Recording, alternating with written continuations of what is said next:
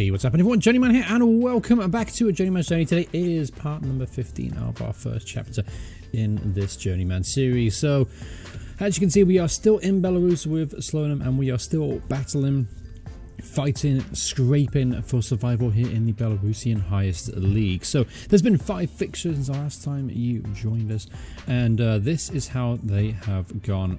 After the Neman game, we lost 2-1 against Torpedo Zadino, 2 goals from Chikiote, not the same Chikiote you might think of from West Ham, but no, it's Turkey Yilmaz getting a goal for us there, as you can see, and just a disappointing result, because we were very, very close to getting a result here, and that's, yeah, it's just been a story of our season. Then we had Dynamo Brest. They absolutely battered us, and goals from well, these two guys, and then Vladimir Samark getting a goal in the 56th minute. They actually missed a penalty in the 38th. It could have been a lot worse for us, to be fair. Now after that, I decided to change my formation. I wanted to give it a test run out, so I had a few friendlies. I had a few weeks off in between, like a mid-season break, and we battered non-league side Belozersk. As you can see, they reacted very well to the 4-2-3-1 formation. 2 goals for Salamanca there, 2 goals from Konstanteliov. Then we played Verus in another friendly, again just to try out some new stuff again, and beat them 4-0. So yeah, two pretty good displays. Hopefully that morale would try and boost the team a little bit, you know, try and get a few wins in a row. Kind of helps going into the league. That's kind of a tactic I use during pre-season. I have a few easy games in there to get morale up, because morale, it couldn't get any worse. Then we lost 2-0 against Sluts. That was a huge result. Well, for Sluts, exactly, because they're struggling right now too. So this was kind of a relegation 6-pointer, as it were, and we just didn't perform in this one. And unfortunately, the match stats kind of reflect that as well. 2-0 down here in the 81st minute, and we didn't really look like we were going to score that day, unfortunately. But we did respond pretty well. I was against Shakhtar Sologorsk, who are actually competing for the championship right now, so that's a big loss, big draw for Shakhtar Sologorsk. Very poor result for them, but a good one for us. We actually took the lead not once but twice. Vladimir Salamanca getting 2 goals here in the first half. All the scoring happened in the first half, so a pretty dull affair in the second one. After that, in a 2-2 draw against Smoloveci. This is a game that we kind of really wanted to win as well. They are 13th place in the table. A win here would have kind of dropped them down a little bit and helped us catch up with the teams above us. And they've started to, the teams above us, by the way, started to create a bit of a gap now between us and them. 5 points of difference between up and Islak, and that's today's opposition. 2 goals here, Salamanca 1, and then an own goal, as you can see, for the Smolovici defender there. But yeah, as I was saying now, the gap is 5 points. And we're playing Islak today. So you got 14th versus 15th, 5-point difference.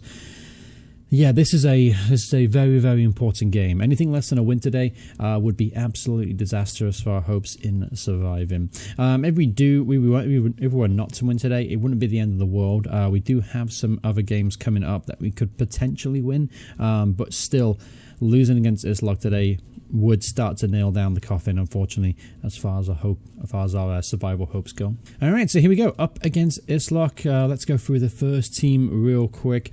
A lot of players, you can see, are playing out of position. I didn't sign a lot of these guys to play a different kind of formation, different kind of way, so having to try to fit in kind of square pegs and round holes.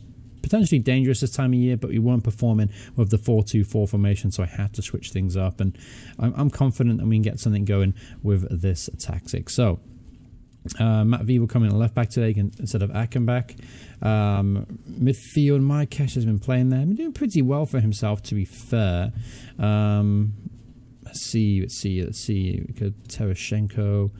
Put him back in there, for instance. I've got to play a goalkeeper in there, by the way. But Kojatenko decided he wanted to leave early from his loan deal, so I obliged. So Terashenko goes in there.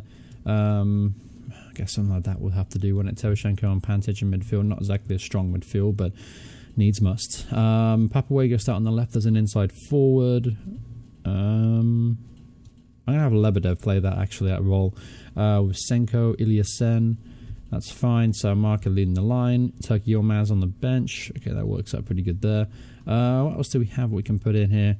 Oh, you got to put a goalkeeper in for a start. So Shobako for Achenbach. Yeah, why not? Alright, so... Okay. Okay, I'm happy with this lineup. All right, so Simax in goal, Matvey left back, Shajarko right back, Golovko, and on loan, Shepe at centre back. He's a player we signed right on the deadline day, just trying to help us shore up our back line. Hasn't done that, but he's still a decent centre back, Slovakian player.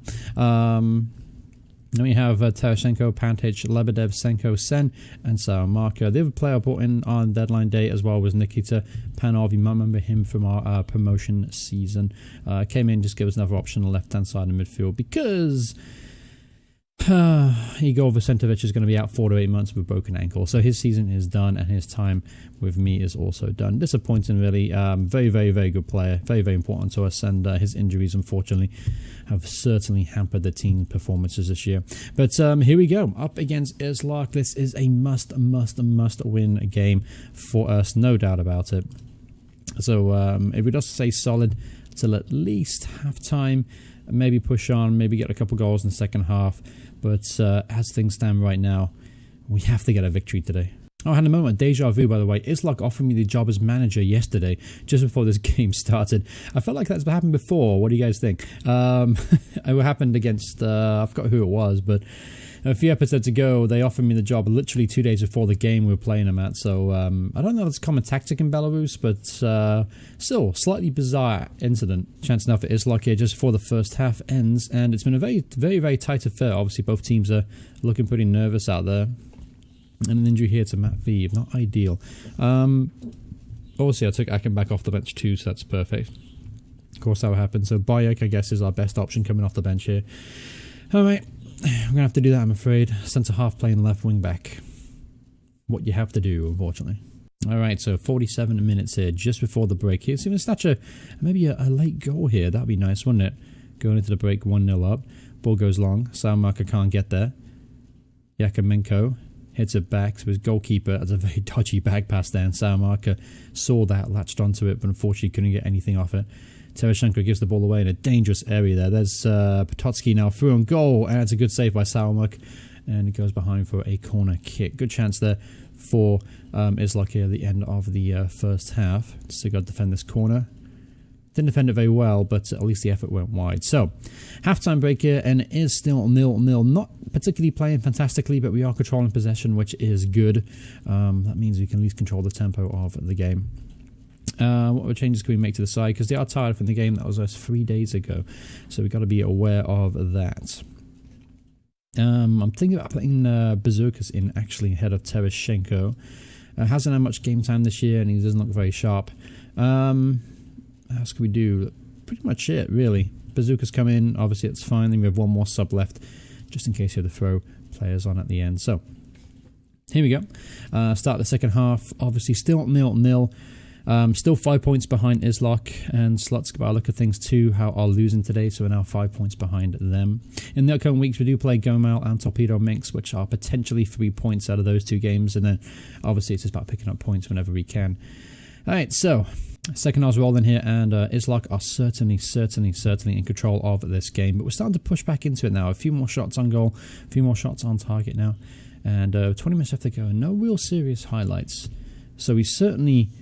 there certainly is a better tactic regarding defensively. We don't look anywhere near as fragile as we were. So what I'm going to do here is I'm going to bring off Lebedev, and I'm going to bring on Turkey Yilmaz, Hadasara Marker player as an inside forward. Ilya Sen going to move to the left-hand side. And we'll give it a go for the last 20 minutes of this game. As I mentioned, it'd be fantastic if we were to get a late winner here. It would mean a lot to this football club. Here's maybe that chance now. Pantic goes down in the box and is a penalty. Valery Senko now has a chance to make himself a hero here for Slonim. After guiding us to promotion last year, he's got a chance now to help us perhaps keep survival. Slonim gets in there. Senko. Vital goal as far as this season goes. And that's now just put us 2 points behind Islak in the league table. And that is a big penalty there. A lot of pressure on Valery Senko's shoulder, but he reacted well and guided it into that corner. Get in there, Valery Senko. Alright, so... just a few minutes now to hold on here till the end of the game. I'm going to switch to very defensive, and I'm obviously going to tell the boys to concentrate as well, just for these last couple of seconds. Here's Bayek now. He's done a very solid job at left wing back, coming in emergency Pantage, and there it is, all over. Huge win for Slonim there. So we're now 3 games unbeaten in the highest league, something I didn't think was going to be possible this season, but we did it there. And a 1-0 win here against Ørslag cannot be understated. That is a huge result for this football club in our hopes to survive. So fantastic result there. We'll take a look at the league table. All right, as you can see in the league table here, we are now just 2 points behind Ørslag, and goal difference only -2 either. So and we're catching up with them. Torpedo Minsk have essentially gone now. They are 8 points behind Ørslag. So we have a game against Torpedo Minsk in the upcoming weeks, and then we play Gomel as well just 3 days later, who are still in a relegation battle, only 6 points outside of us. But in the meantime, we have Goadia, who are currently a 10th mid-table team, but you could sneak a point off them potentially. Barte, well, you know, we'll do what we can against them. Vitebsk, we play them as well. Vitebsk are 5th in the table, they're chasing Europe. It's going to be a very tough one. And then we finish up against Luke Minsk, who we actually beat, I think, this season, right? I believe we beat Luke Minsk, perhaps. I can't remember now. But anyway, we play Luke Minsk, who are currently 9th in the table. So there are points still to fight for here.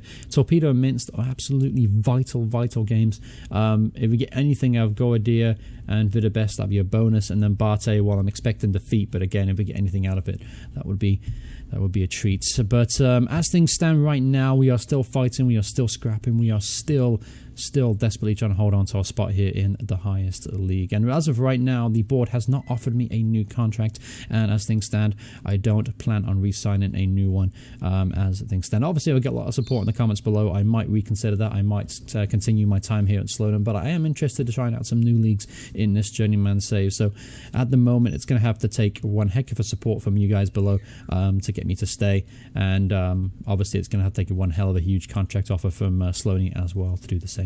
But thanks so much for watching the episode. Hope you guys are enjoying this series. If you are, do me a favor, smash a like on it. And if you want to see me do more videos, please hit subscribe to turn notifications on. As you know, we are still continuing our Save Our Saints series, the other series on the channel itself. We're now approaching the 4th season in charge. We finished 6th last season with the Saints. We added a lot of new players to the team this year. That'll air tomorrow, start off season 4. And obviously the big goal right now is to get into the Champions League with Southampton, and then maybe push on from there. As things stand, we're doing pretty good. Progression is certainly there, and I certainly turned that football club around, so it's certainly a lot of fun. So go check out that series if you're interested. But thanks so much for watching this one. Hope you guys enjoyed it, and I'll see you guys soon. Goodbye, everyone. Goodbye.